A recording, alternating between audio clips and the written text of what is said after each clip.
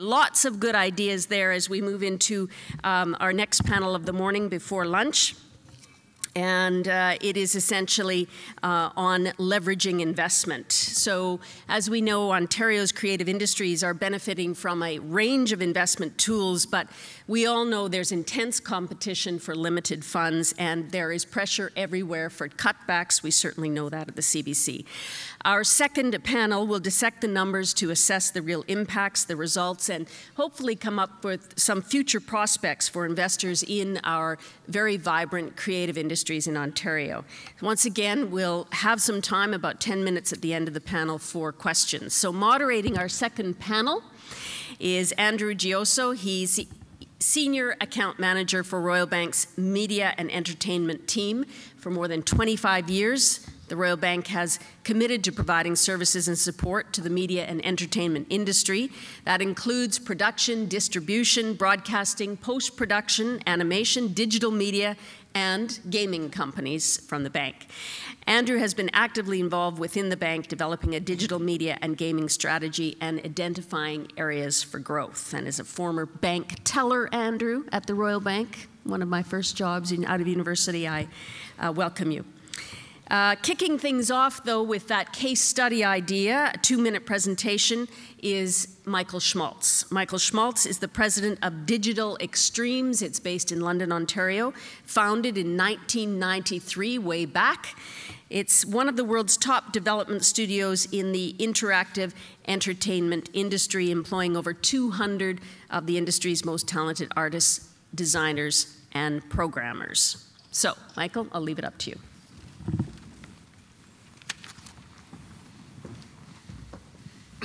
Thank you very much.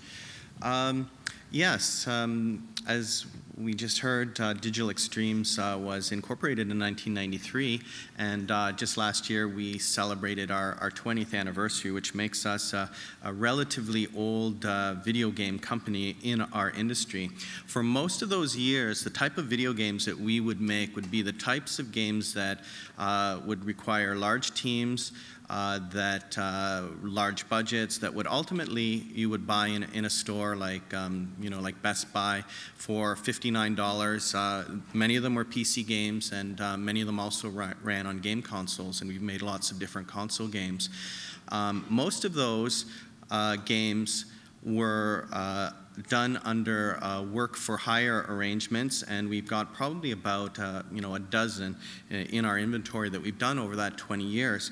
I want to introduce a new, if we can run the video here while I'm talking, our latest project here called Warframe, and maybe just, turn down the sound a little bit. So what I have is some B-roll for Warframe. Warframe launched on PC last March, and it also launched, right down.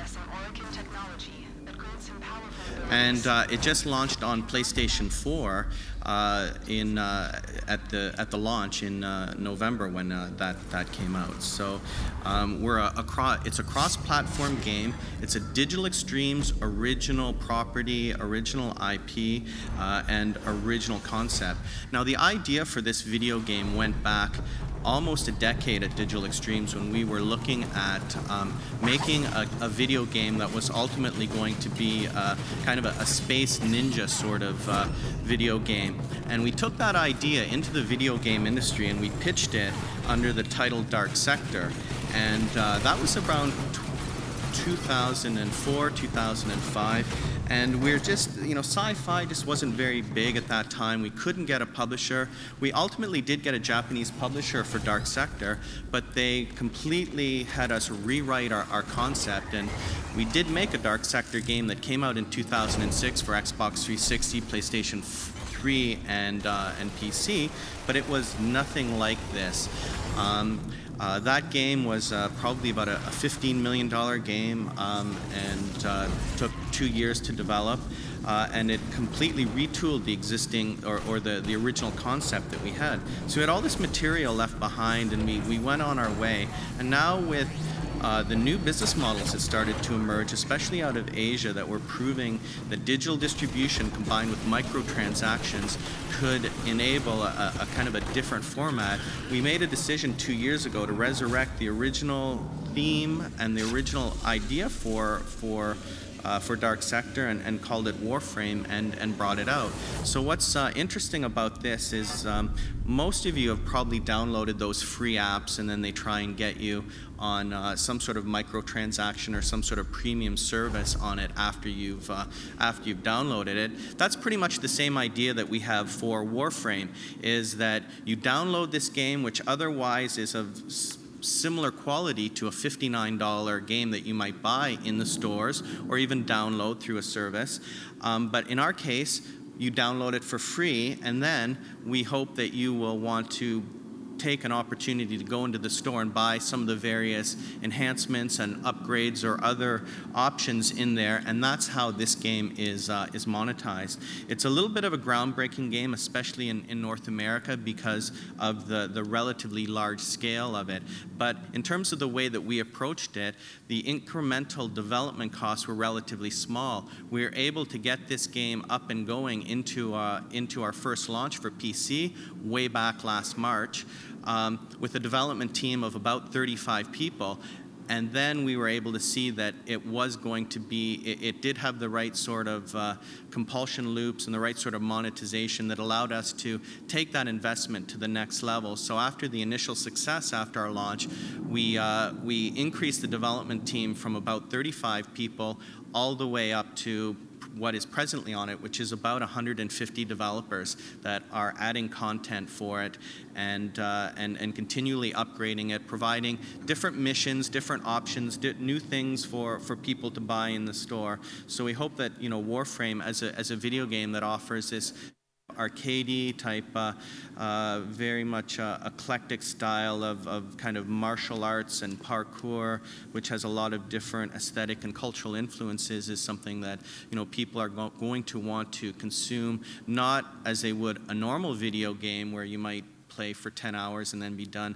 but more or less as a service over longer periods of time, buying in small pieces, which is a lot more manageable. So that's our most recent project, Dark Sector, and that's my case.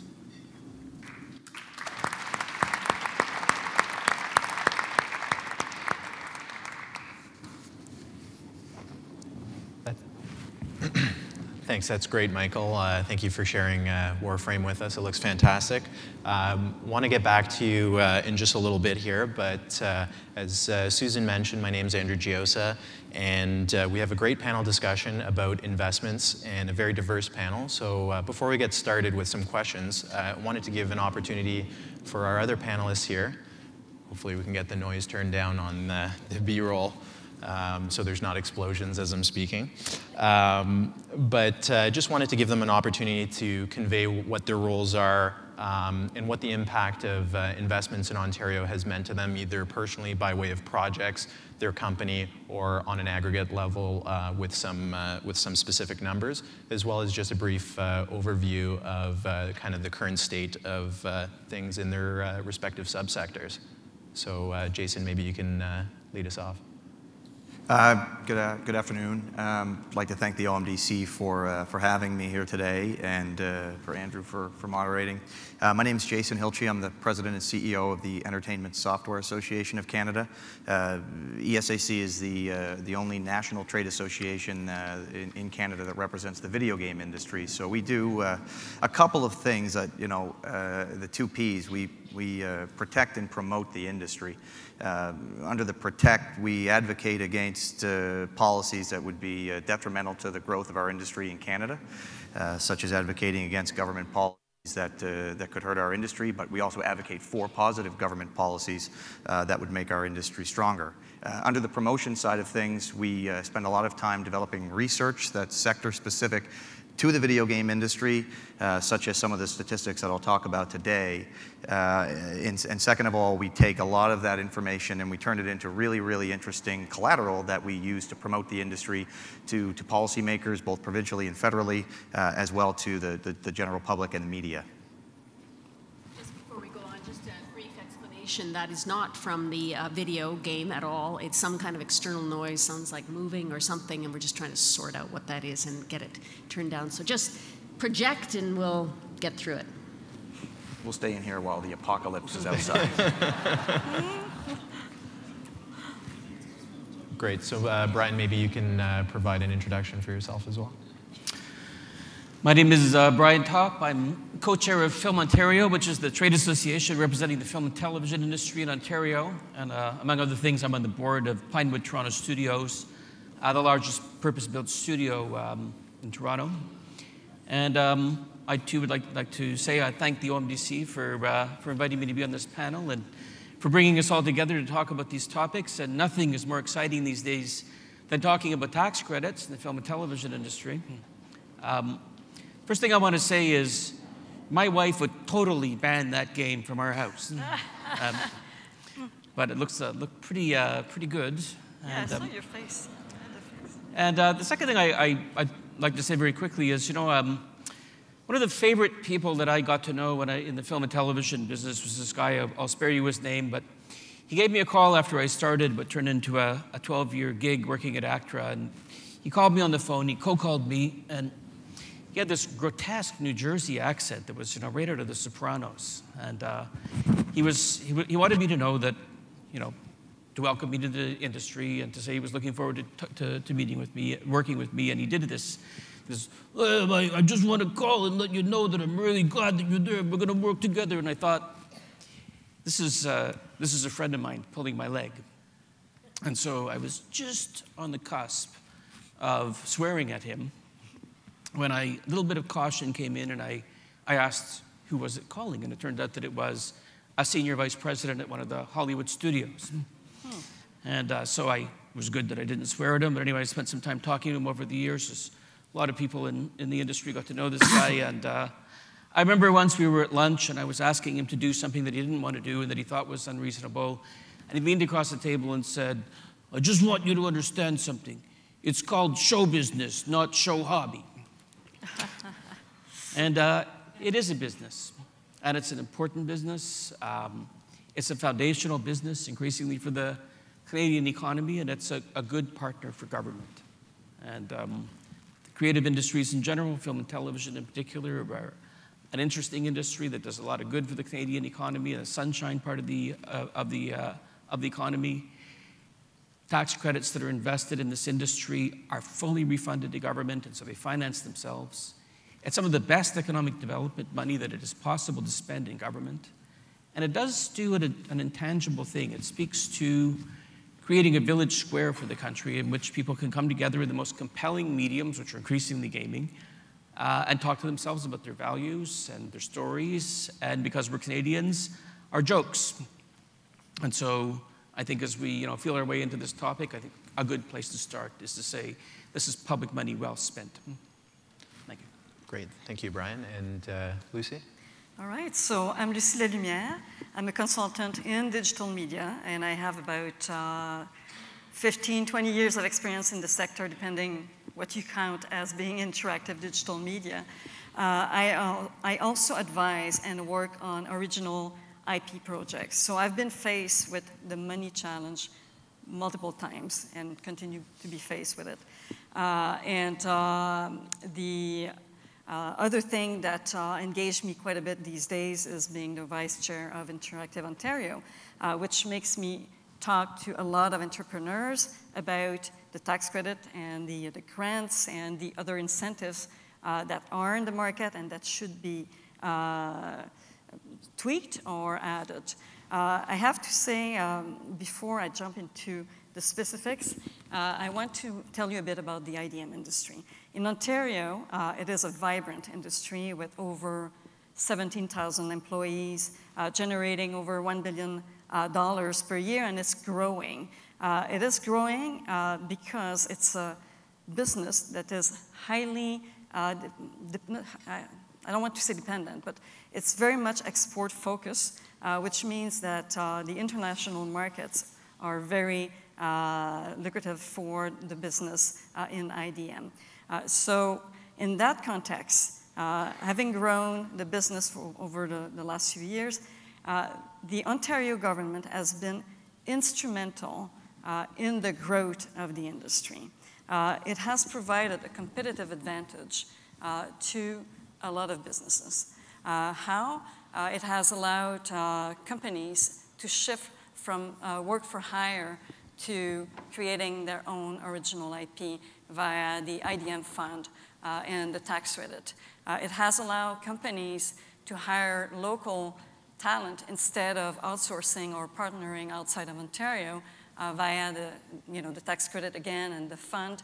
And ultimately, it has allowed those companies to negotiate, find partners, promote their products via the export fund. So there's no doubt that the Ontario government has provided a competitive advantage to the industry up to now, and we're working very hard with them to make sure that the policies continue to evolve to meet the needs of the industry. That's great, Lucy. Thank you so much.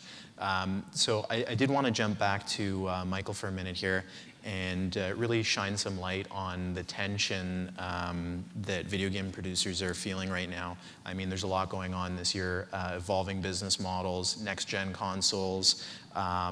There's an evolving role for publishers and aggregators. How does that impact Digital Extremes or any video game producer in Ontario? Well, from our perspective at Digital Extremes, we're really excited to have the opportunity to have been able to make a game like Warframe and to look forward to the future where we can make our own original IP. We kind of started out that way in 1993. And the success of the industry kind of built on itself, and we really did become a franchise and hit-driven industry, at least in terms of the games that we were making and we wanted to make. And very quickly, the video game publisher started to take a stranglehold on a significant part of that business and taking it to the next level. And it left a lot of the game developers, the content producers, in a very precarious spot.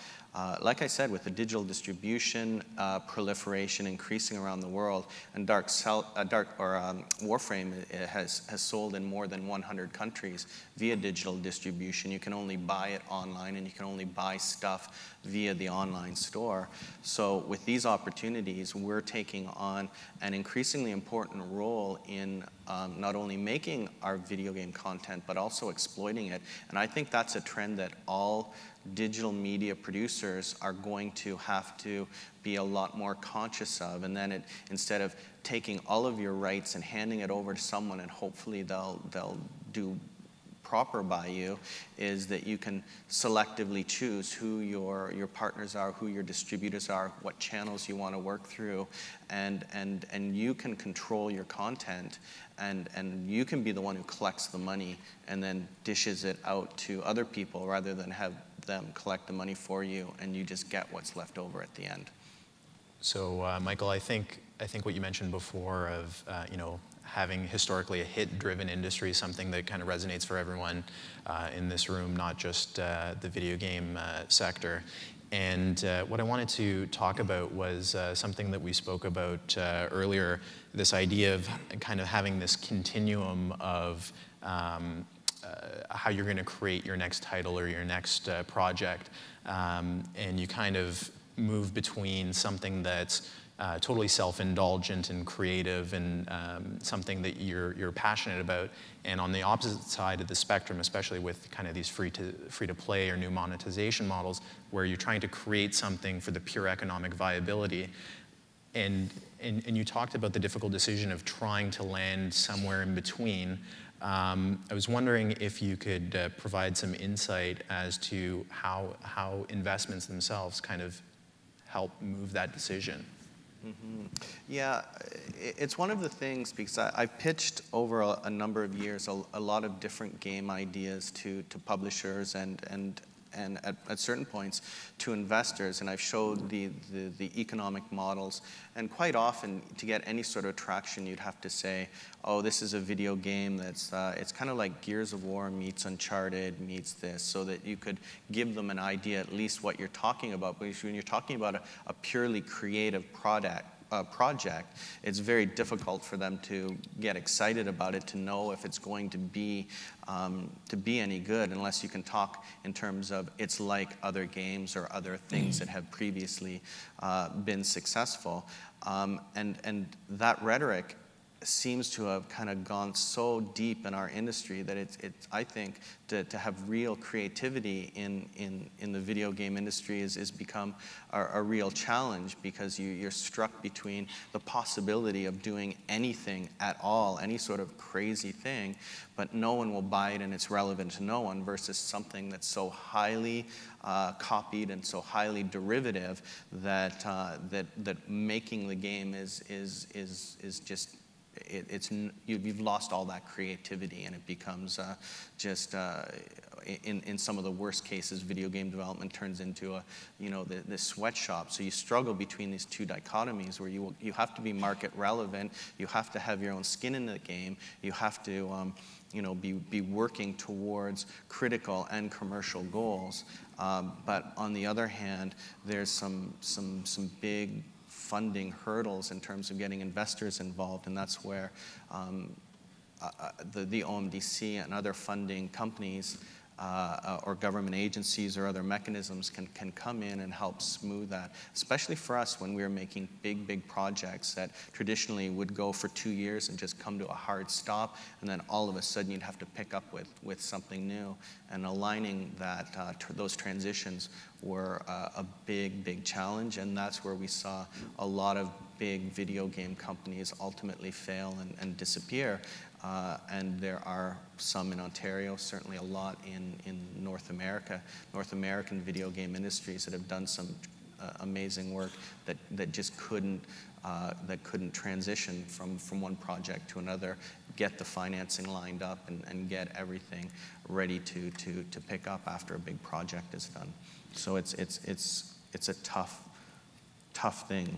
Making video games is hard, but the business of video games has been even harder. And that's one of the reasons why I kind of emphasized that we're offering Warframe as a service. So unlike all the other games where you work like crazy for 2 years or 3 years sometimes, and then all of a sudden it's like you send it off to Microsoft or Sony to get certified, and it's like, oh, I'm done.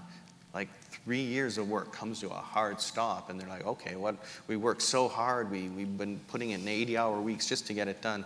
Now what do? You just don't have the time to plan for the next thing.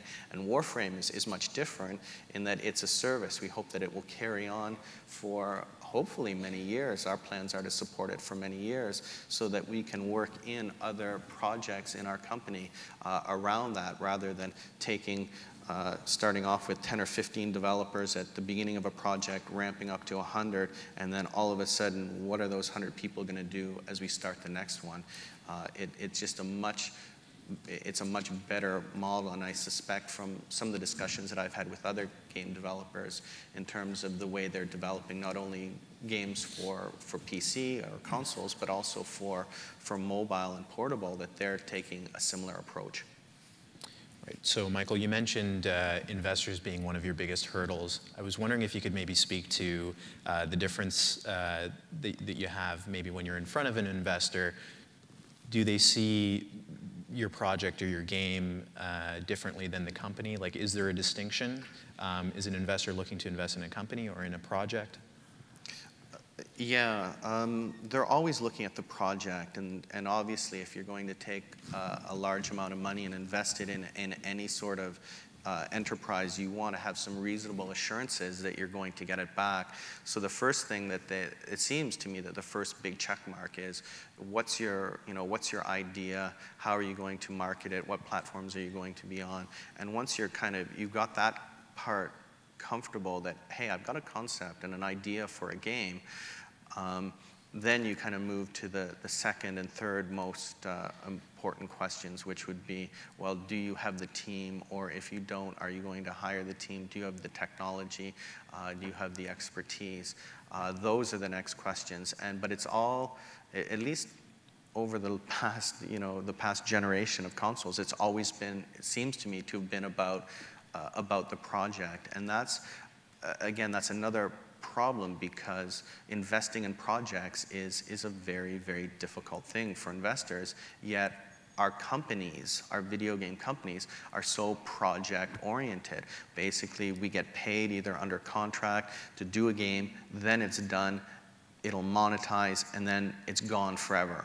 And the next 2 years have to be about, okay, I've got a new contract for a new game, how well is that going to do? So as a company, you're always reinventing yourself, and even after, I mean, you're at a bit of an advantage when you come off your last game if it's a success, but if your last game was a failure, that's a very, very uphill battle to try and say, well, I learned from that, I won't make the same mistakes again, please give me $15 million to make a game. So Brian, maybe you can step in here and give some perspective. Is this something similar that you would see in terms of stagnation, moving project to project, external investors looking to invest solely in a project rather than into a sustainable company on the film and TV side? Well, it's a familiar issue in film and television, to be sure, and you know it well. Yes. You know, I mean, in the late 1990s and early aughts, a big part of the Ontario film and television business was service production aimed at producing projects for foreign, mostly American capital. Many of the companies that went down that route were doing them one at a time, and many of the same issues apply, right? It was you were betting the company every time you did a project. I think a lot of the experience since then shows that a more successful models, especially for Canadian domestic producers, is slate producers who get multiple projects going at once. Because another truism in the business, along with it's showbiz, it ain't show hobby, is nobody knows what works. It's impossible to say what's going to work, certainly in the film and television business. And so do lots of everything, throw it all at the wall, something will stick, maybe. And companies that go down that route have been building greater net value, they're more bankable, they're easier to invest in, they're what I think public sector investment should increasingly aim at creating. Great, thank you. So I did want to jump back to gaming for a moment here, and I am a banker, so I am interested in the numbers. Jason, I was wondering if you could maybe provide some context as to the video game sector's economic contributions within Canada, either GDP numbers or labor numbers, whatever you can provide to give us some context as to how big the industry is. Yeah, absolutely. So every year, like I said, we do research. This year we did a large research project with Nordicity that aimed to kind of define the economic reach and impact of the video game industry in Canada. And so what we found was that we're at a point now where the video game industry alone in Canada represents $2.3 billion in GDP.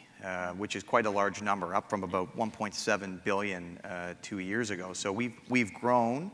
The industry is growing across Canada to a point now where we employ almost 17,000 people. So it was about a 5% growth rate over the 2-year period, which is growing faster than the Canadian average job growth over that time. So our industry is healthy and growing. If not settling a little bit, but still growing at a healthy rate, a sustainable rate.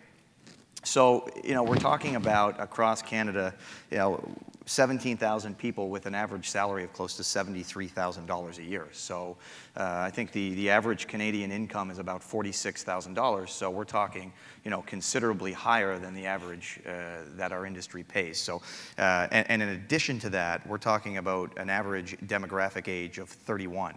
So we're young, we're paying a lot of money, and we're contributing a great deal to the national GDP in Canada. In terms of just localizing that data here in Ontario, there's about 96, close to 100 video game companies in Ontario. There's about close to 350 video game companies in Canada. About 100 of them are here in Ontario. So Ontario represents a great deal of the percentage of the national number of studios.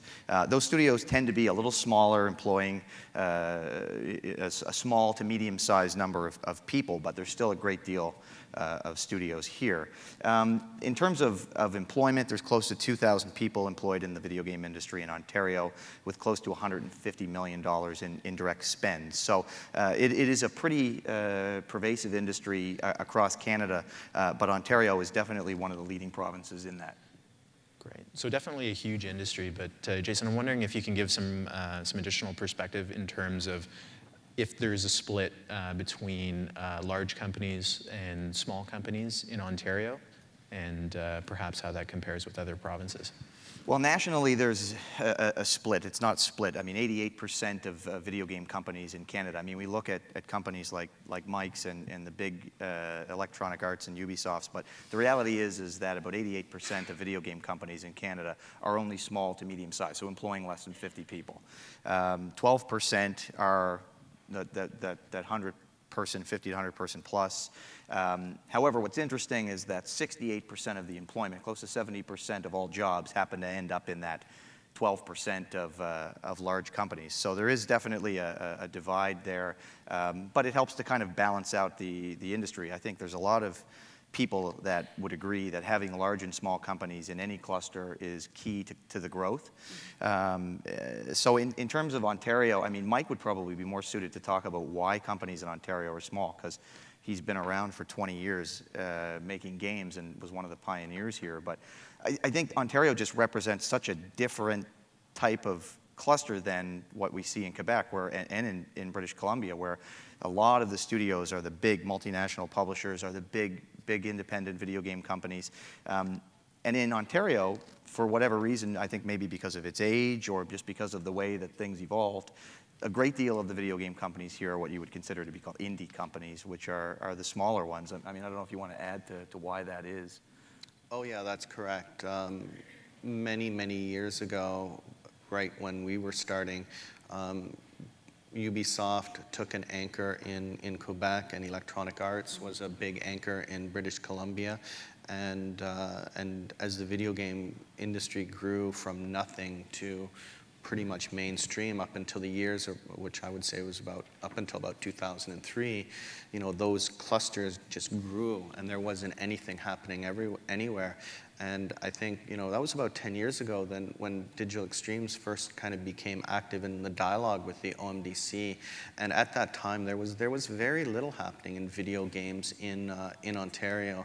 And I think through the in my view anyways, the attention that the Ontario government has paid to helping incentivize and foster this cluster in Ontario, we're starting to see that now we have, I would say, a disproportionate size of these small to medium-sized companies that have incubated in the last 5 to 10 years, and I think that at least a few of them are on their way to much more greatness. So I would just say from a market perspective that those jurisdictions in BC are just a little bit older and more mature, but we're on our way, and we'll have those, much more of those 200,000, 300,000, 500,000 person companies in Ontario in another 5 years, just like they grew in other places in North America. And that's starting to happen now with the Ubisoft investment and GameLoft and some of the bigger studios that have set up. Absolutely.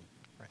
As you look at the different patterns between the provinces, you see also, you know, what happens when government places different bets. So other jurisdictions have placed bets on attracting global companies looking to create sort of branch plants in Canada to build around. You get those big numbers fast. Ontario's followed a different road to some extent in film and television as well as gaming, of aiming to have domestically owned companies that own their IP here in Canada, here in Ontario. And you see that in the film and television business, where we have a disproportionate share of production, English-Canadian production companies are centered here, smaller than the studios, but owning the IP. It's a longer-term bet, but arguably maybe a better one. I would add to that in Ontario, there are a lot of game developers that leverage on the mobile wave, and basically, you know, with lower cost of production, produce game apps. And in fact, Ontario, Toronto especially, is one of the leader, if not the leader, in terms of mobile app development. So I think that's, you know, and usually they are smaller studios at the start at least. Right, and Brian, as you mentioned, you know, it's a different way of the provinces placing their bets, if you would. Maybe you can speak to, on an aggregate level, the financial health of, you know, an Ontario producer versus a Quebec producer. In the film and television business. In the film and television industry. You know, Quebec producers have a tool that we don't have. And so the tax credit regimes are comparable.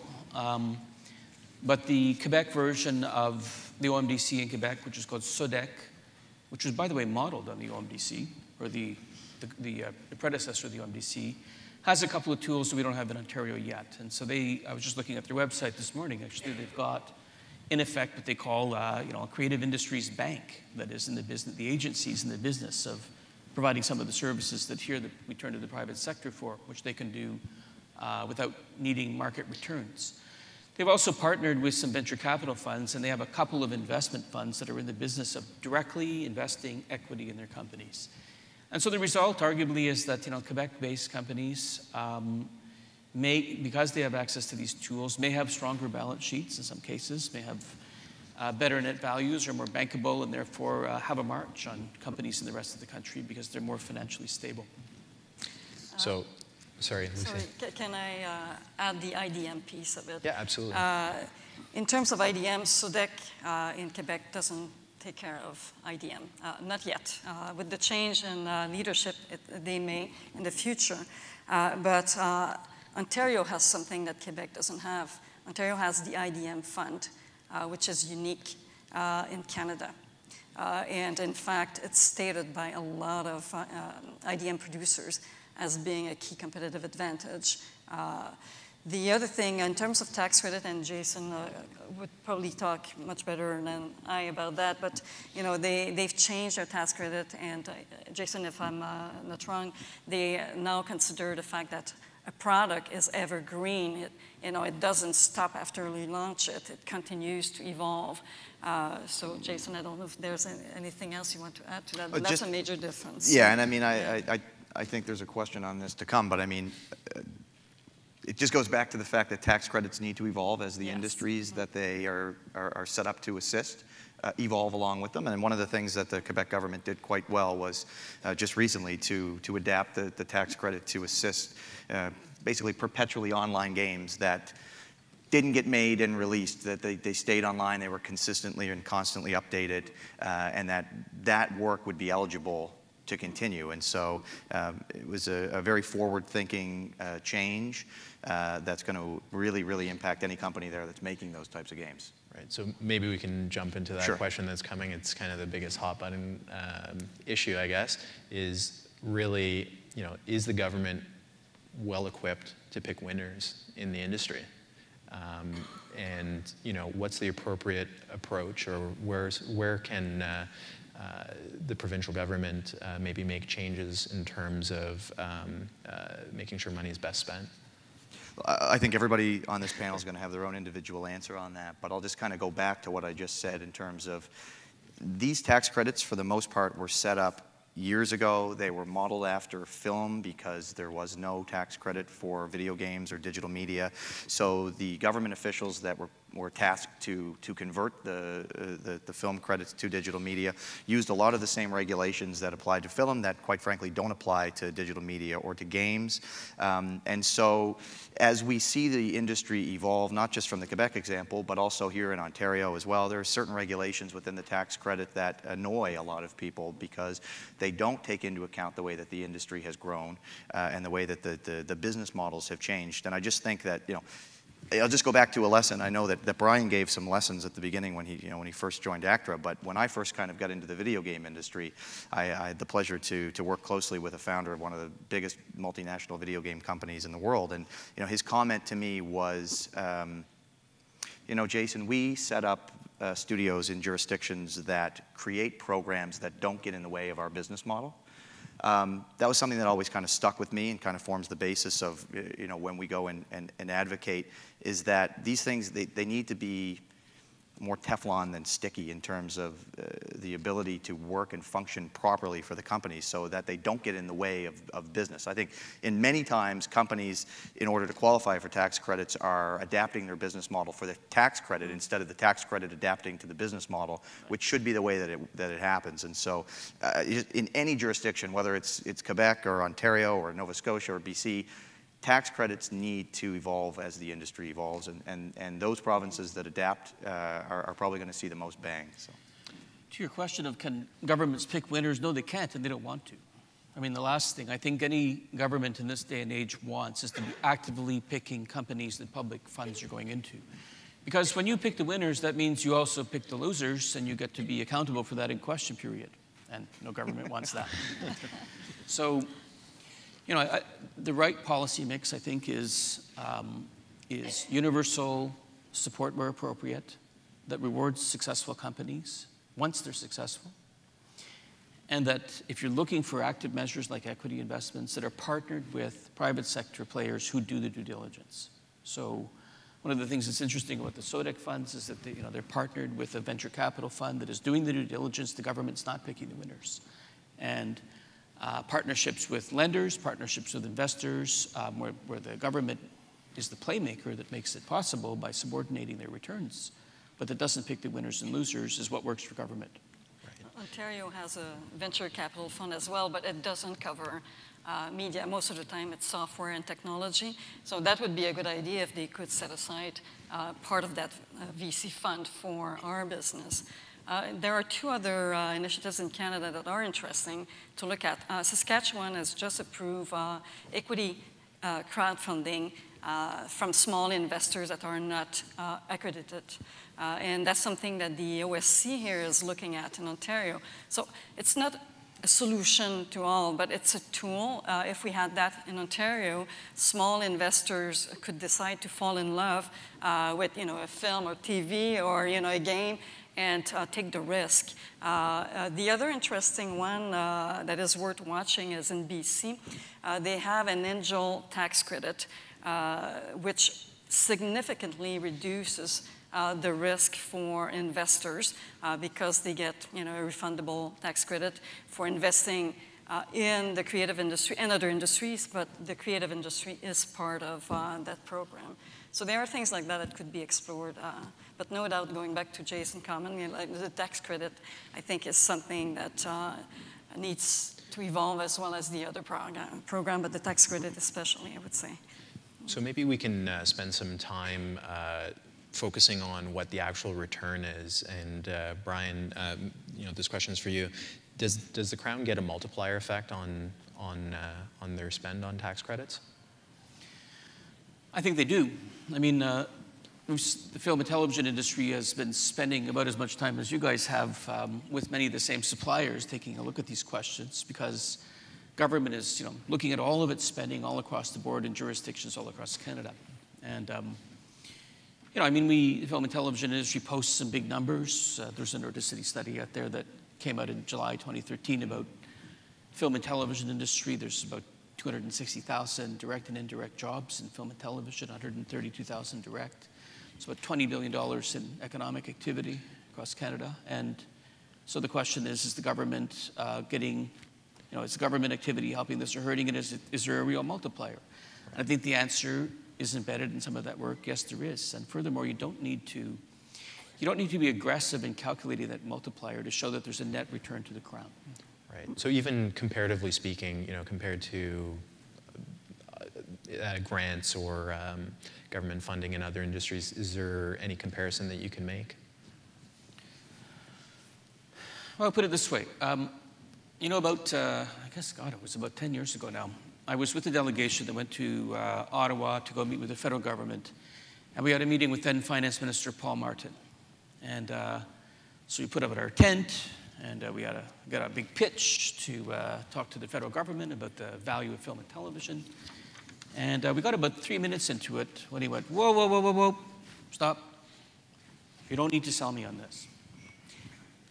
Investing in film and television, investing in the arts is some of the best economic development money that government can spend. Right? The net job creation per dollar in the arts in general and film and television, creative industries in specific, is some of the most efficient that it's possible to spend. You don't need to sell me on that.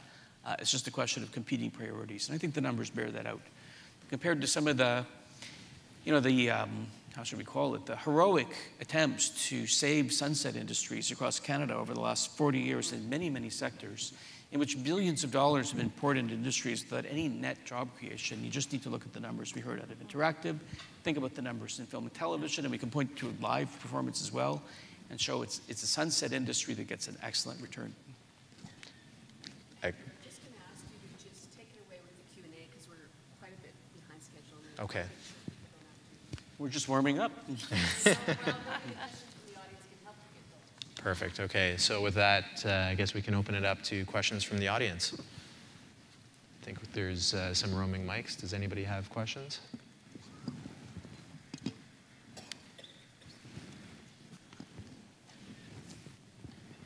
covered all the ground? I think somebody's. Sorry, it's difficult to see. Do you see someone?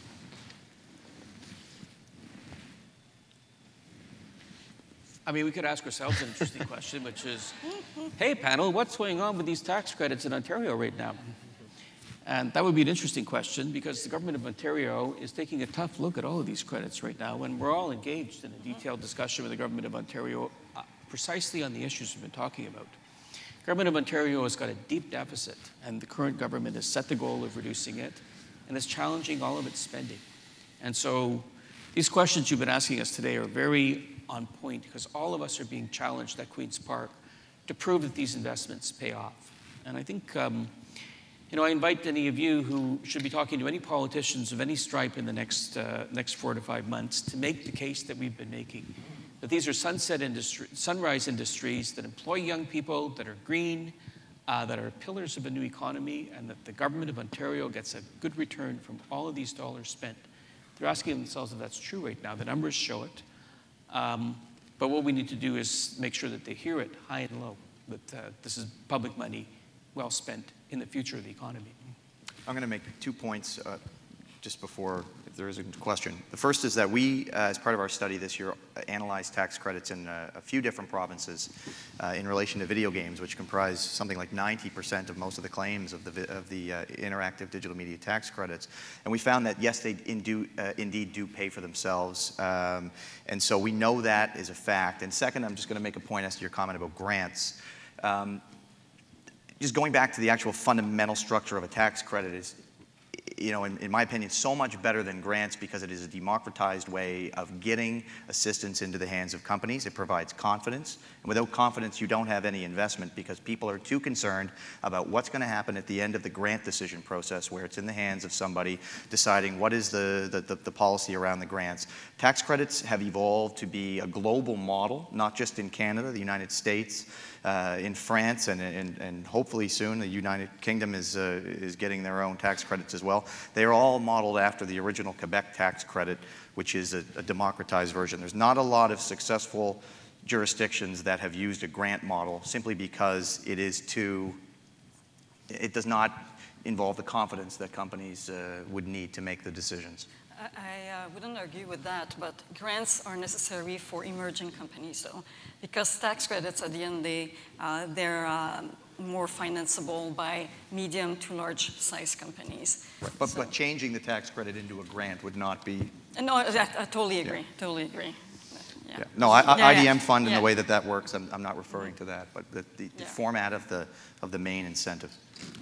Great. What we were talking about earlier, the whole access to capital discussion, and getting to a balance sheet model, right, which can be about angel investors with startups, is a smart next place to go because it imposes some discipline on this process. You're not just cutting checks to hopefuls on a grant model. Everybody lines up, and our job is to get rid of 9 out of 10 of them and to spoon out little bits of money to who our program says is good, and people, in the result, farm the program. Instead, you get to a model where you go, where are the bright entrepreneurs? Where's the best business plan? Where's the best idea?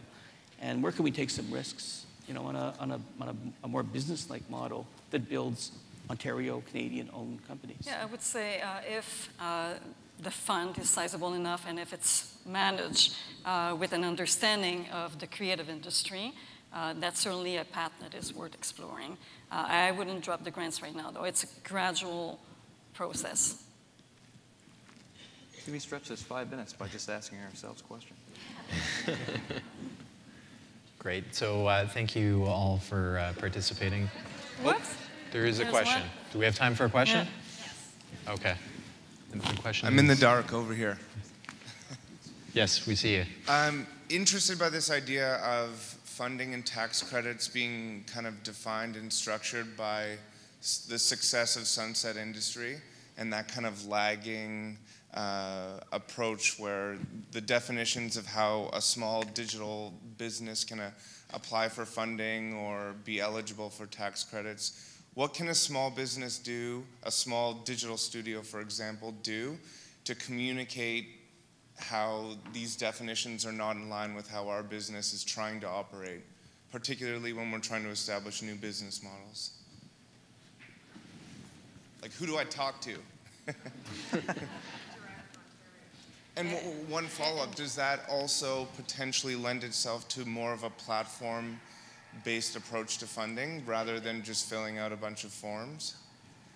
So your product is a software platform No, versus it's a digital content studio, social content studio. So we're producing a lot of branded entertainment, but also working with independent creators, YouTubers, bloggers, and the like.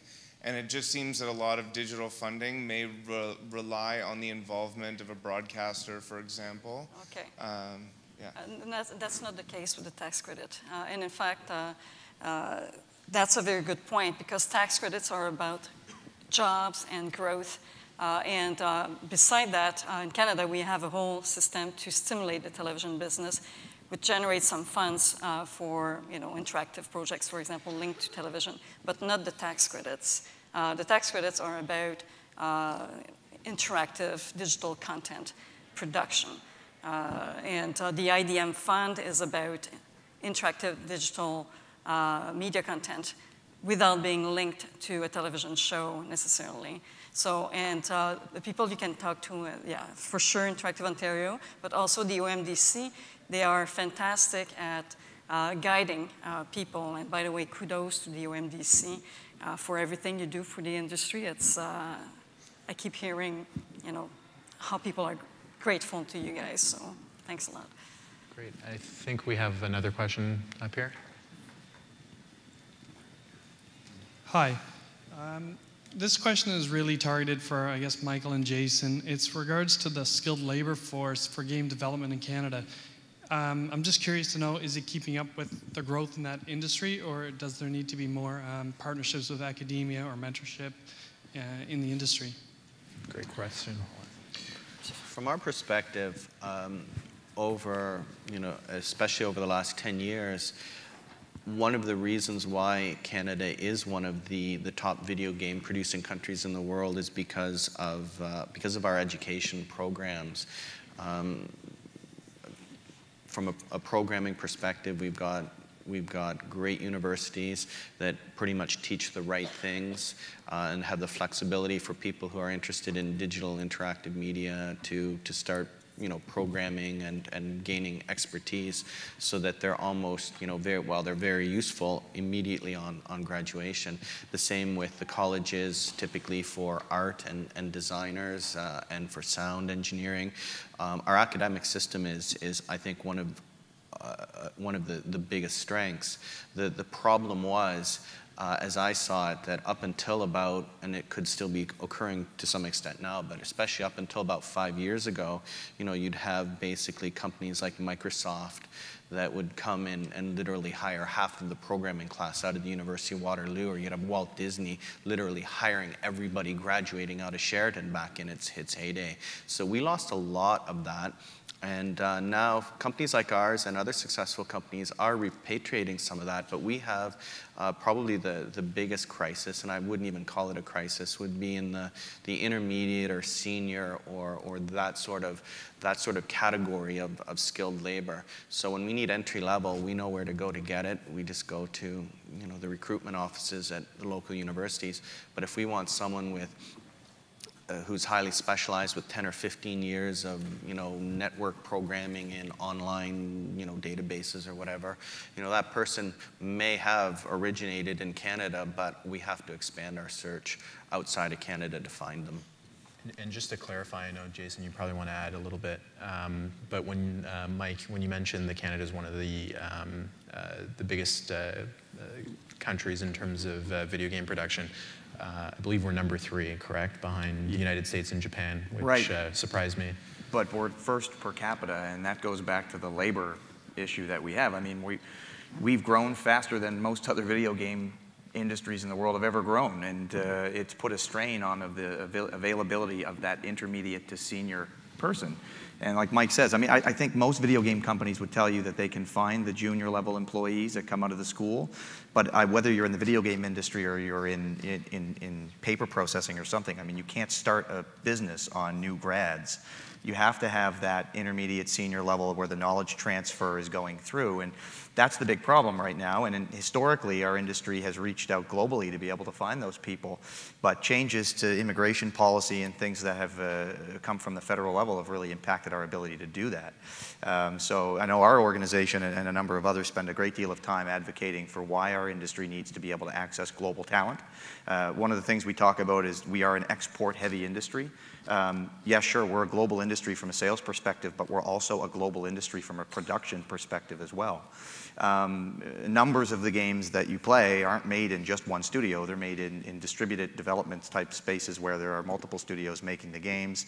But we need to be able to bring in the best and brightest here if we want to see our industry grow. And so, you know, policies that enable that are also good, you know, and they're required to see the industry continue to grow here.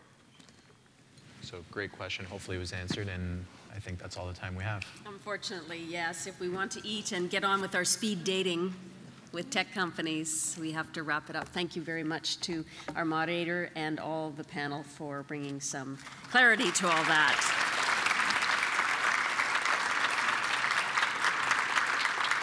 So it is lunchtime. It's going to be short, and we're going to deliver content during that time. So out the hall, around the corner to the Arcadian Loft for what we're calling our Tech Crunch lunch. It sounds a bit like a Pilates class.